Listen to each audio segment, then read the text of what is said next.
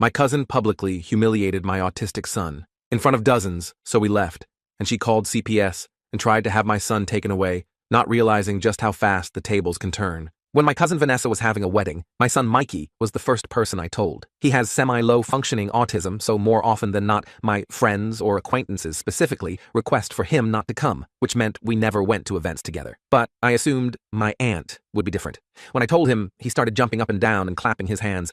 "Really, Daddy? Really? I can go?" When I exclaimed an enthusiastic "yes," he jumped into my arms and we twirled around. One symptom of his autism is that he is quite easily joyed by the little things in life. So as we made our way to the wedding rehearsal, I made sure to prep Mikey on wedding manners. Don't talk during the ceremony. Try to be quiet. It's the bride's day, not ours, etc. He seemed pretty attentive, so I thought all would be okay. But we were halfway through the practice ceremony when Mikey started smiling really hard. He only does this when he's really happy about something. So I squeezed his hand tight as if to say, "I'm happy too." But we stayed completely silent, like radio silent. But when Vanessa made it to the top of the aisle, she screeched, "Excuse me? What is he doing here?" My heart dropped, and I turned to Mikey, who was still smiling, not knowing she was talking about him. No one else said anything, but instead of just continuing the ceremony and focusing on her wedding, Vanessa turned to her groom and screamed like a banshee, "I thought you told him not to come." By this point, she was pointing straight at Mikey, and he started tearing up. The audience was silently whispering, and I even caught sight of a few looks of disgust towards her. Unfortunately, they were the minority, because most of the audience were nodding their heads in agreement, as if it was the most disgraceful thing they'd ever seen. I wanted to yell at Vanessa,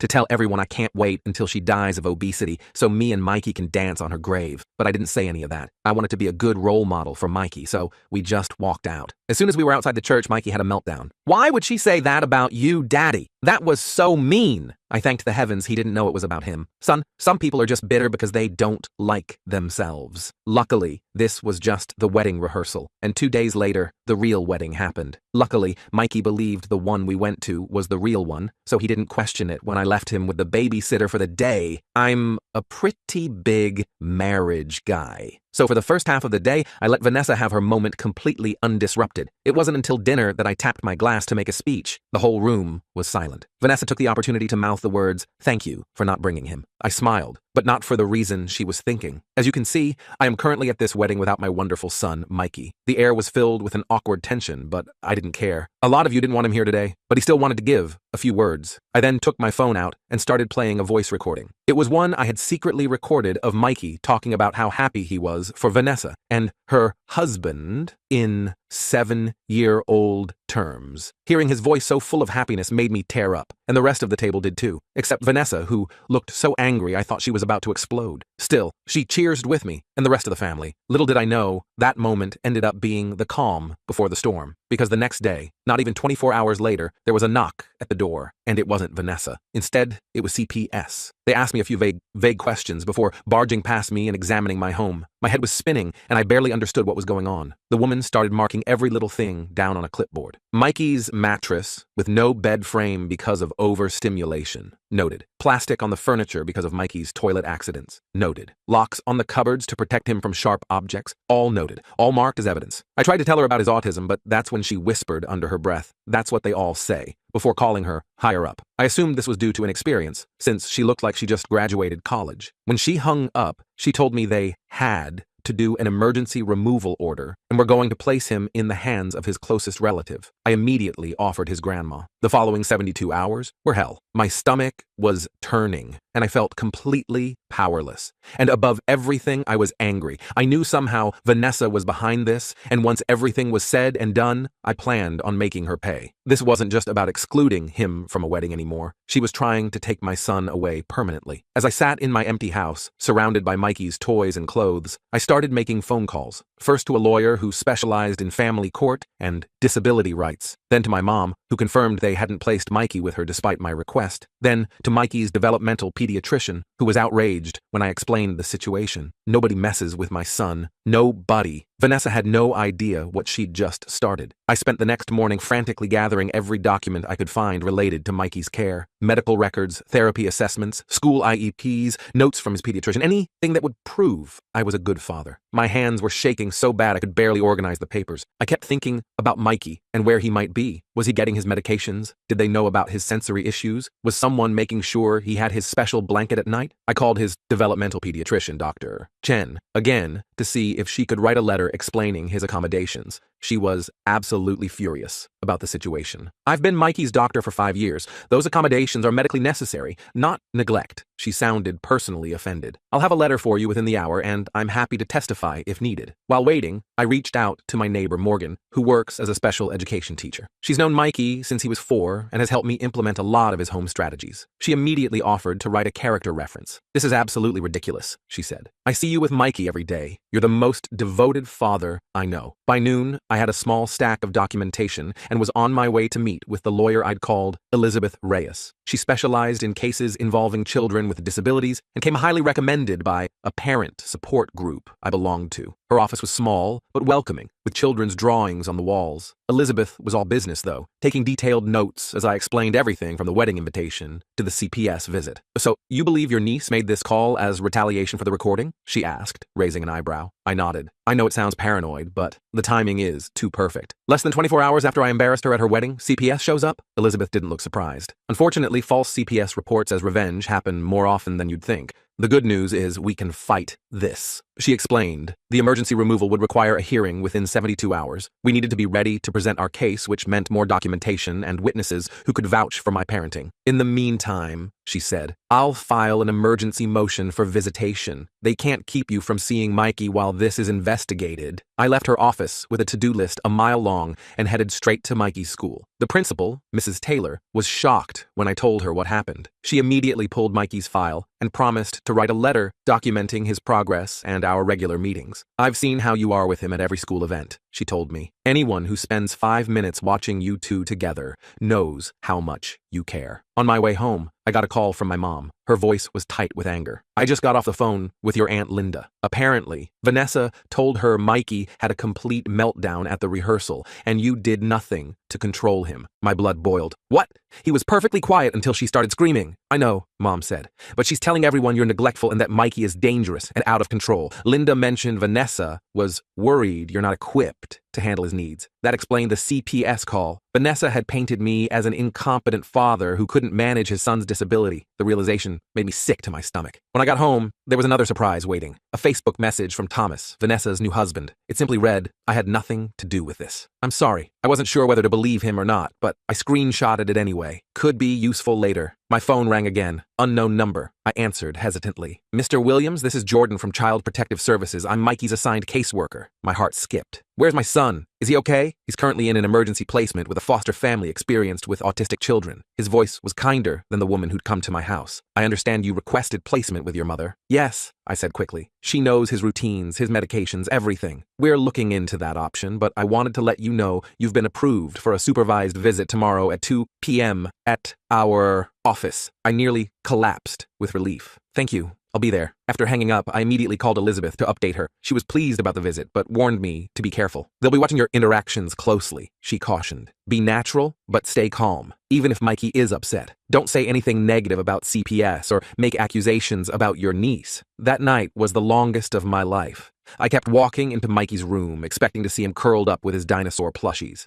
The empty bed made my chest hurt. I ended up sleeping on his floor just to feel close to him. The next day, I arrived at the CPS office an hour early, clutching Mikey's favorite comfort item, a soft blue octopus toy he called Squish. The waiting room was depressing, all faded posters and uncomfortable chairs. I watched the clock tick by agonizing minute. When they finally brought Mikey in, I had to physically restrain myself from running to him. He looked exhausted, with dark circles under his eyes. When he saw me, his whole face lit up. "Daddy!" He launched himself at me, and I caught him in a tight hug. Over his shoulder, I could see the caseworker, Jordan, watching us with a neutral expression. "Hey, buddy," I said, my voice thick. "I missed you so much." Mikey was talking a mile a minute, telling me about the strange house and the lady who doesn't cut sandwiches right. It broke my heart that he didn't understand why he couldn't come home with me. When our hour was up, the meltdown was catastrophic. He clung to me, screaming and sobbing. I tried the calming techniques we always use, but nothing worked. The more upset he got, the more I worried it looked bad for me. "I want to go home," he wailed, as a staff member tried to gently pry him away. "I want my daddy." It took everything I had not to break down myself as I watched them carry my hysterical son down the hallway. Once he was out of sight, I sat in my car and sobbed. Back at home, I checked my email to find Dr. Chen had sent her letter, emphatically stating that all of Mikey's home accommodations were appropriate and recommended. I forwarded it to Elizabeth, just as my phone rang again. It was my mom. I just got a call from CPS. They're doing a home inspection tomorrow to see if I can take Mikey temporarily. This was progress. If they approved Mom's house,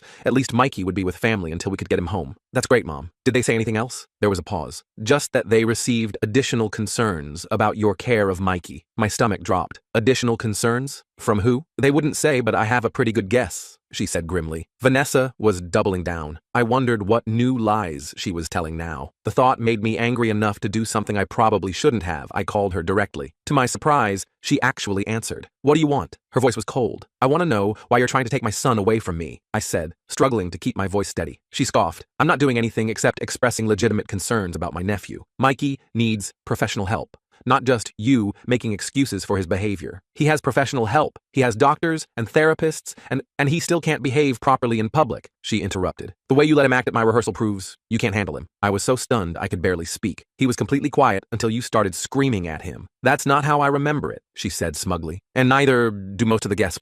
That's when it hit me. She was getting other people to make statements against me. I hung up before I could say something I'd regret. I immediately called Elizabeth to tell her about the conversation. She advised me not to contact Vanessa again and to document everything that had happened so far. I spent the rest of the evening writing a detailed timeline, from the wedding invitation to the CPS visit. The hearing was scheduled for the next day. Elizabeth met me outside the courthouse, looking confident in a crisp suit.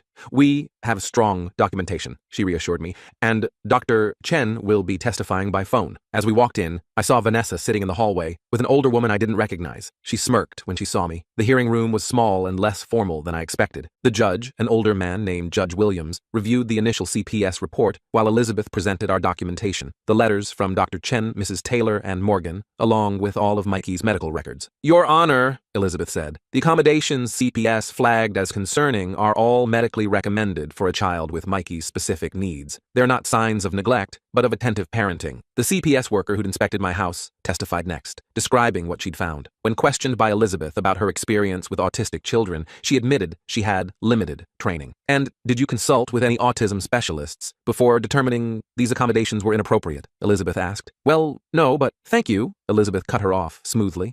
Dr. Chen's testimony was powerful. She explained each accommodation in detail and why it was necessary for Mikey. She also emphasized how well Mikey was doing under my care. I have patients whose parents refuse to implement these strategies, she said firmly. Mr. Williams has gone above and beyond to create an appropriate environment for his son. I thought we were making progress until the CPS attorney called his next witness, Vanessa. She walked to the front, looking solemn, but I could see the satisfaction in her eyes. She described the rehearsal incident completely differently, claiming Mikey had been disruptive and uncontrolled. She also said she'd seen me manhandle him when he got upset. I've been concerned about my uncle's ability to parent for years, she said, with fake sincerity. I only called CPS because I genuinely fear for Mikey's well-being. Elizabeth's cross-examination was brutal. Ms. Johnson, isn't it true that you called CPS less than 24 hours after Mr. Williams played a recording of his son at your wedding reception? Vanessa shifted uncomfortably. The timing is coincidental. And isn't it true that you explicitly didn't want Mikey at your wedding because of his autism? That's not...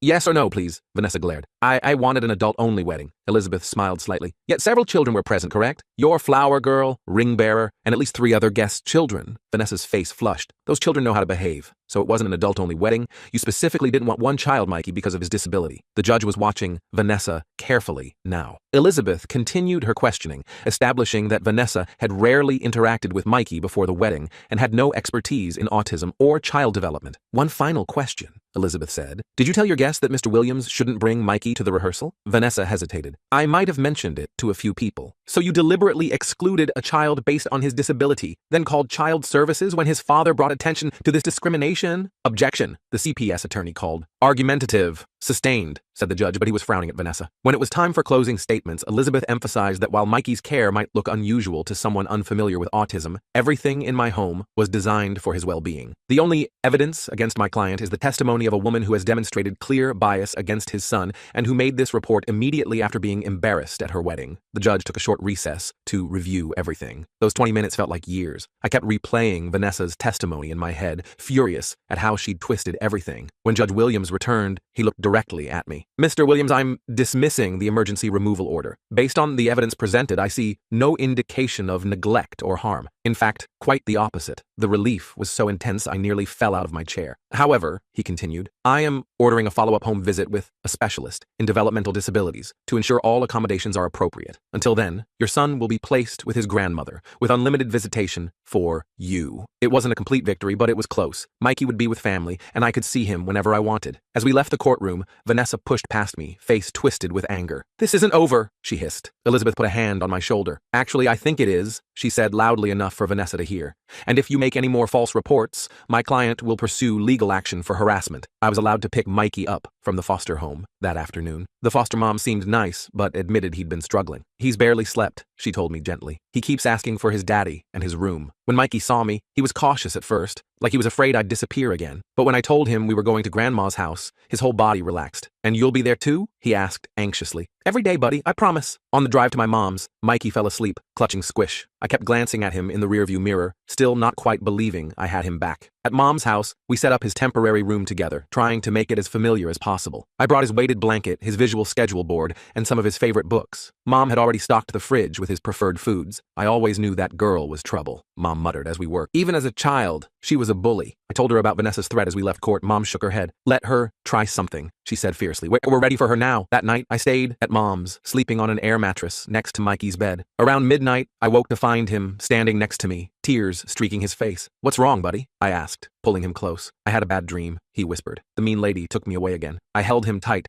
promising no one would ever take him away. Eventually, he fell back asleep in my arms, and I carefully carried him back to bed. The next morning, I got a call from Jordan, the CPS caseworker. The specialist would be doing their home visit at my house the following day. We arranged for Mikey to be there too, so they could observe us in our normal environment. For what it's worth, Jordan said, after reviewing Dr. Chen's letter and the judge's decision, I don't anticipate any issues. I spent the day deep cleaning the house and making sure everything was perfect. Mom helped me organize Mikey's medication chart and therapy schedule to show the specialist. That evening, I got a strange text from an unknown number. Check your email. You need to see this. I opened my email to find a message with no subject line. The attachment was a video file. I clicked play and felt my blood run cold. It was footage from Vanessa's wedding reception, taken by someone at a nearby table. It showed me giving my toast and playing Mikey's recording, but it also captured what happened after, when I thought no one was watching. Vanessa was leaning close to several guests, pointing at me and clearly talking about me. The camera was too far away to catch what she was saying, but her gestures were animated and angry. Then came the decisive moment. She pulled out her phone, typed something,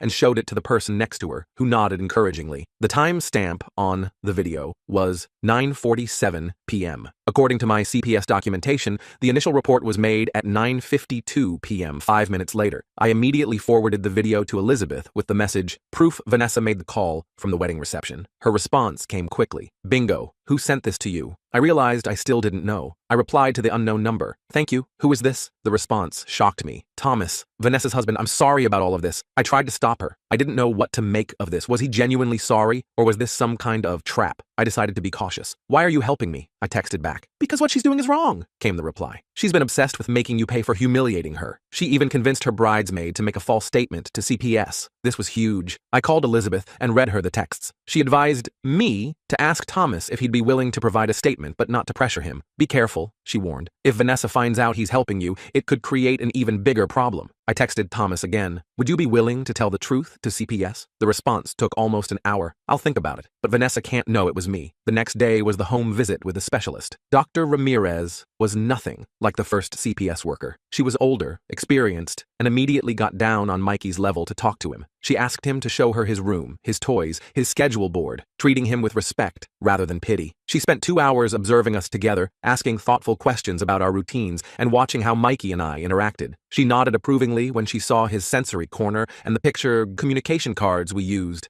when he was overwhelmed. "You've created a very supportive environment," she told me as we wrapped up. "My report will reflect that." I felt a weight lifting off my shoulders. We were almost through this nightmare. I just needed her official report, and then Mikey could come home permanently. That evening, I got another text from Thomas. "Vanessa knows someone sent you the video. She's furious. Be careful." Before I could respond, my phone rang. It was Jordan from CPS. Mr. Williams, I'm calling because we've received another report regarding Mikey. My heart sank. What now? The caller claims you've been medicating your son unnecessarily to control his behavior. I couldn't believe it. That's completely false.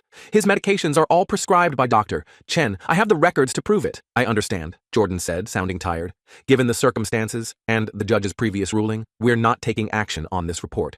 But I wanted you to be aware. Vanessa was getting desperate. The fact that this new accusation wasn't being acted on suggested CPS was starting to see through her tactics. But I was still worried about what she might try next. I called Elizabeth again to update her on the new development. This is actually good for us, she said. Multiple false reports strengthen our case if we need to take legal action against her for harassment. What should I do now? I asked. Document everything, and I think it's time we have a serious conversation about a restraining order. The next day, Dr. Ramirez's report came in. As expected, it was extremely positive, concluding that my home was ideally suited to meet Mikey's developmental needs and that our bond was secure and nurturing. She specifically noted that all medications and therapies were appropriate and well managed. Jordan called that afternoon. Based on Dr. Ramirez's assessment, we're closing the case. Mikey can return home immediately. I nearly cried with relief. Thank you. Mr. Williams, Jordan added, off the record, I want to apologize for how this was handled initially. The first caseworker should have recognized the specialized accommodations for what they were. I appreciated his candor, but all I could think about was bringing Mikey home. I drove to my mom's house immediately to share the news. Mikey was ecstatic, jumping up and down and flapping his hands, his way of showing extreme happiness. Mom hugged me tightly, tears in her eyes. I knew they'd see the truth, she whispered. As we packed up Mikey's things, my phone buzzed with a text. It was Thomas again. Just heard CPS close the case. Vanessa is planning something else. Watch your back. I stared at Thomas's text for a long minute, my hands starting to shake. Just when I thought the nightmare was ending,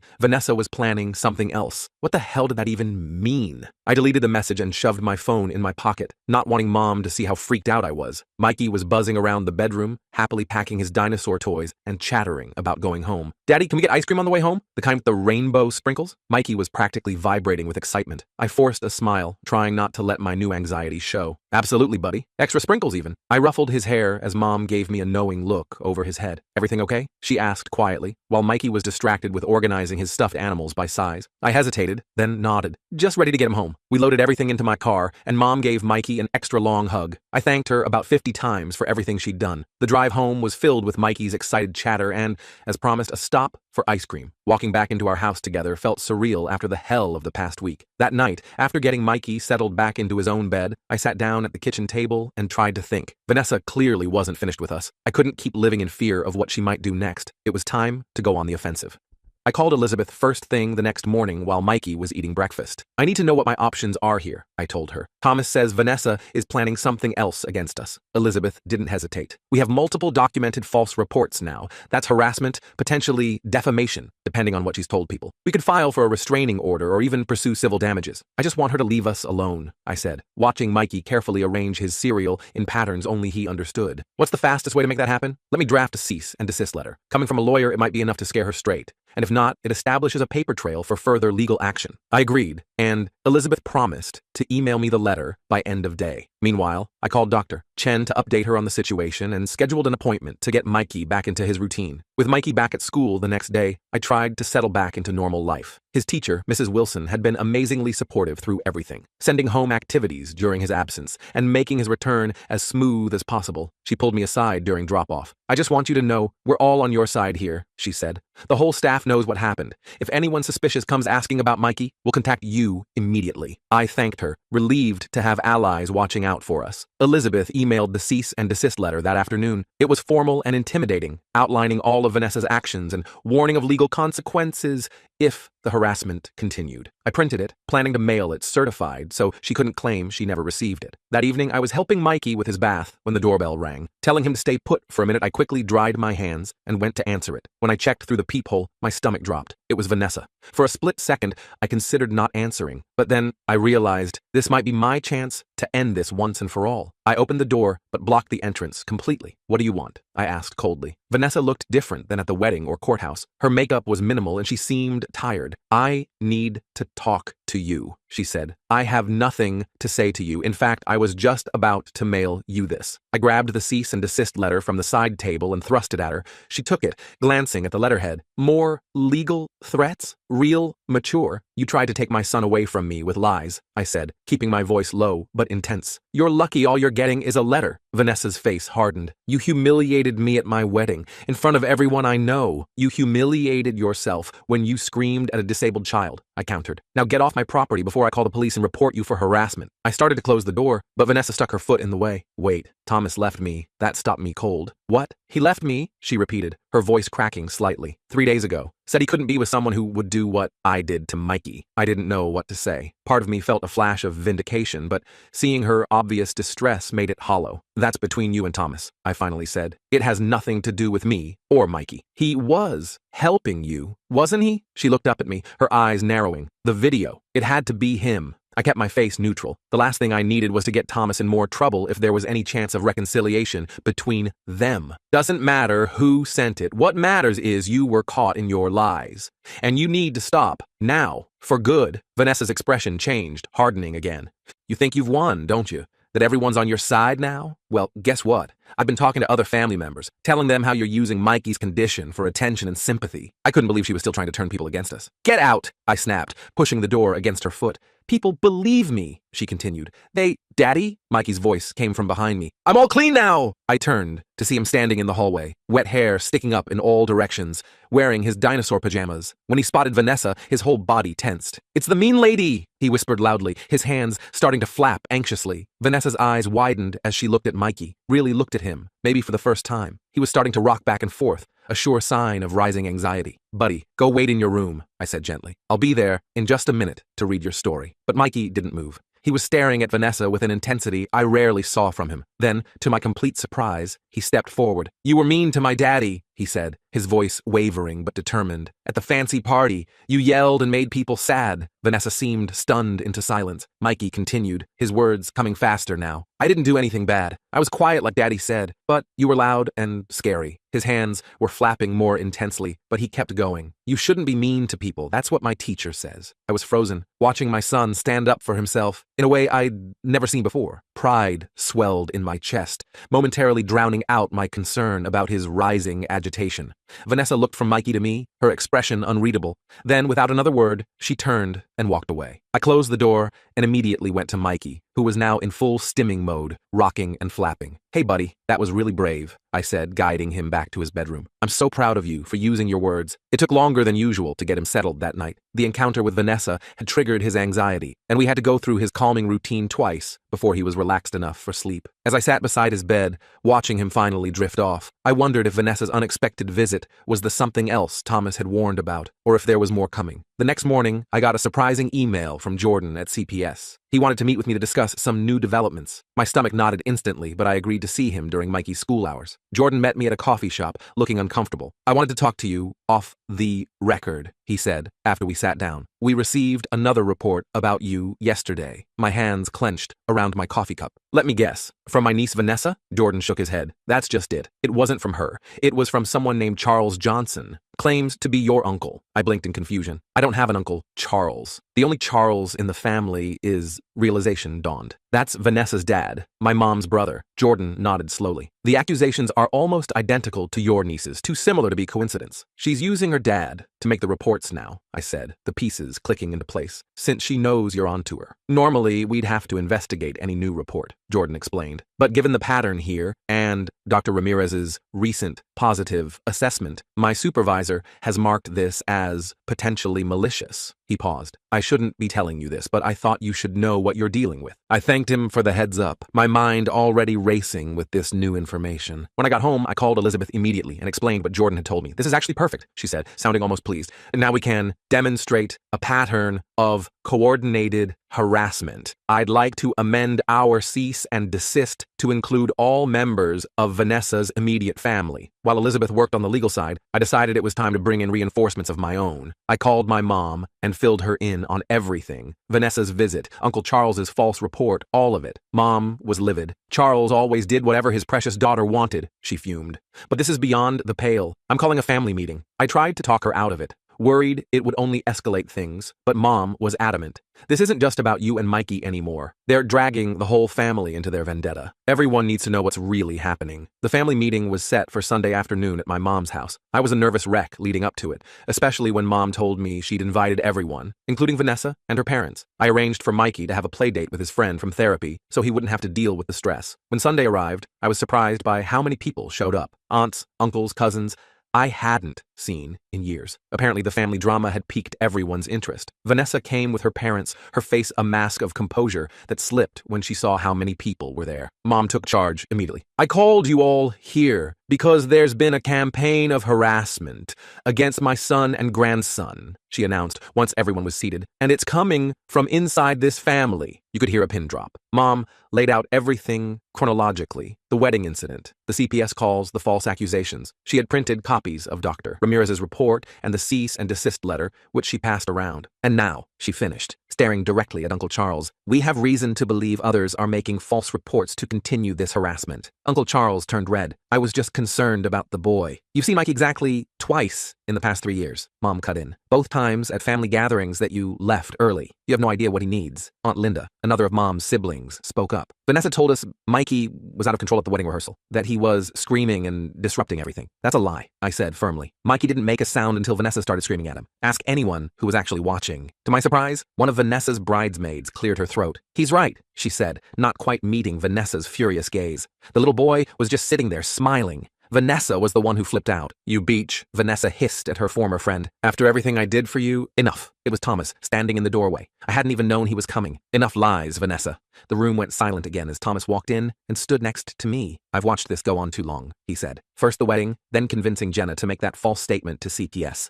Then getting your dad involved. Vanessa looked around the room, clearly realizing she was losing her audience. You don't understand, she tried. He deliberately humiliated me at my wedding by playing that recording, after you publicly humiliated his son by screaming at him for existing, Thomas countered. I told you to apologize back then, and none of this would have happened. Uncle Charles was looking increasingly uncomfortable as more family members started murmuring among themselves, many giving Vanessa and her parents disgusted looks. Aunt Maria, who'd been quiet until now, finally spoke up. I always bring my daughter with Down syndrome to family events. Are you saying she wouldn't have been welcome at your wedding either? The tide was turning fast. One by one, family members expressed their disappointment in Vanessa's behavior. Some shared stories of times she'd been cruel or exclusionary in the past. It was like once the dam broke, years of bottled-up grievances came pouring out.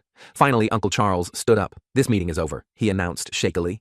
Vanessa, Linda, we're leaving. But before they could go, my mom stepped in front of the door. Not until I make something perfectly clear, she said. If any of you make another false report, contact CPS, or spread lies about my son or grandson again, I will personally make sure every person in this family knows exactly what kind of people you are. And we will pursue every legal option available to us. The room erupted in supportive agreements. Vanessa looked around at the unified front against her and finally seemed to understand she'd lost. Without another word, she pushed past my mom and left, her parents hurrying after her. Thomas stayed behind. I'm sorry I didn't stand up to her sooner, he told me. I kept hoping she'd come to her senses. I nodded, still processing everything that had just happened. Thank you for coming today. It made a difference. In the days that followed, the family rallied around us in ways I never expected. Aunt Maria invited Mikey for a play date with her daughter. Uncle James, who I'd barely spoken to in years, called to ask if Mikey might like to try fishing at his lake house. It was like Vanessa's attempts to isolate us had backfired completely. Elizabeth called a week later with good news. We've received formal written agreements from Vanessa, Charles, and Linda that they will cease all communication about you and Mikey, direct or indirect. They've acknowledged that any further false reports will result in immediate legal action. So it's really over? I asked, hardly daring to believe it. It looks that way, she confirmed. How are you and Mikey doing? I glanced out the window where Mikey was playing in the backyard, carefully examining bugs with a magnifying glass, completely in his element. We're doing great, actually. Better than before all this happened. And we were. The whole ordeal had been terrifying, but something unexpected had come from it. For the first time, Mikey was truly included in the family. People who'd previously made excuses not to interact with him were now making efforts to learn about autism and accommodate his needs. 2 months later, we attended a family barbecue at my cousin William's house. Mikey was nervous at first, clutching my hand as we approached the crowd, but then Aunt Maria's daughter spotted him and ran over, grabbing his free hand. Come see the sprinkler. It's super splashy, she exclaimed. And after a questioning look at me and my encouraging nod, Mikey let himself be led away. I watched him playing with the other kids, his happy flapping, drawing, curious but kind questions from his cousins rather than stares or whispers. Someone handed me a beer, and I turned to see Thomas. "He seems to be having a good time," he observed, nodding toward Mikey. "Yeah,"